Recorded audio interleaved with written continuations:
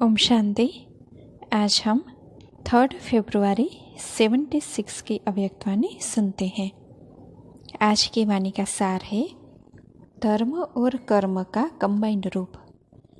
गुण मूर्त और त्याग मूर्त दीदी जी तथा वत्सों से मधुर मुलाकात करते हुए अव्यक्त बाप दादा ने विशेष युग संगम युग की विशेषता बतलाते हुए ये मधुर महावाक्य उच्चारे।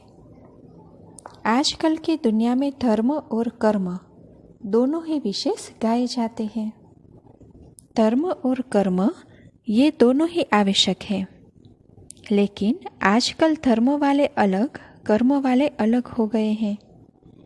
कर्म वाले कहते हैं कि धर्म की बातें नहीं करो, कर्म करो, और धर्म वाले कहते हैं कि हम तो है ही कर्म सन्यासी। लेकिन संगम पर ब्राह्मण धर्म और कर्म को कंबाइन करते हैं, तो सारे दिन में धर्म और कर्म कंबाइंड रूप में रहते हैं।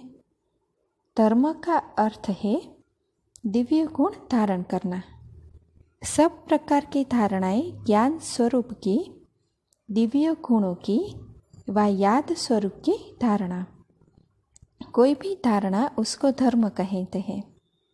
तो सारे दिन में चाहे कैसे भी जिम्मेवारी का कर्म हो, स्थूल कर्म हो, साधारण कर्म हो या बुद्धि लगाने का कर्म हो, लेकिन हर कर्म में धारणा अर्थात कर्म और धर्म कंबाइन रहता है। मेजॉरिटी की रिजल्ट क्या है? वैसे कहावत है कि एक म्यान में 2 तलवार नहीं रह सकती, अथवा एक हाथ में 2 लड्डू नहीं आते।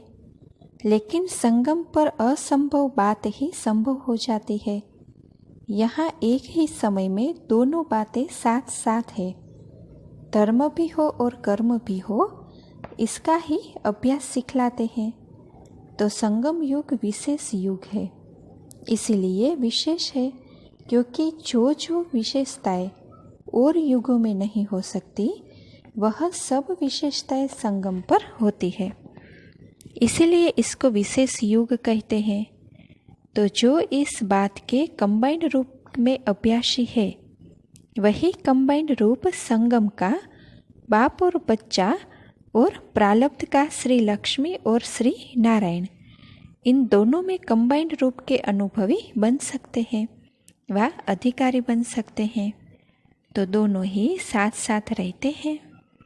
मेजॉरिटी का रहता है अथवा नहीं, क्या रिजल्ट समझते हो? सब अभ्यास में लगे हुए हैं। जब यह निरंतर कंबाइंड रूप हो जाए, तब ही प्रारब्ध का कंबाइंड रूप श्री लक्ष्मी श्री नारायण का धारण कर सकेंगे।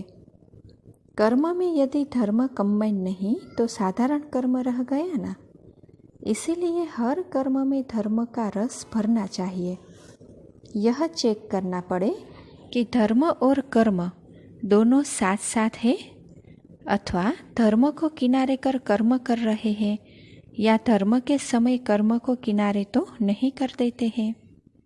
यह भी निवृत्ति हो गई, जैसे निवृत्ति मार्ग में अकेले हैं, प्रवृत्ति अर्थात कंबाइंड। तो जबकि आदि पाठ से कंबाइंड है, प्रवृत्ति मार्ग वाले हैं, तो प्रवृत्ति में भी प्रवृत्ति का पुरुषार्थ हो, निवृत्ति मार्ग का न हो, अर्थात अकेला न हो। जैसे वह छोड़कर किनारा कर चले जाते हैं, इसी रीति धर्म को छोड़ कर्म में लग गए, यह भी निवृत्ति मार्ग हो गया। तो सदा प्रवृत्ति मार्ग रहे। ऐसा अभ्यास जब सबका संपन्न हो जाए, तब समय भी संपन्न हो, क्योंकि प्रवृत्ति मार्ग के संस्कार पुरुषार्थी जीवन में भरने हैं। तो अभी से यह कंबाइंड रूप के संस्कार नहीं भरेंगे, तो वहाँ कैसे होंगे? वंडरफुल प्रवृत्ति मार्ग है ना।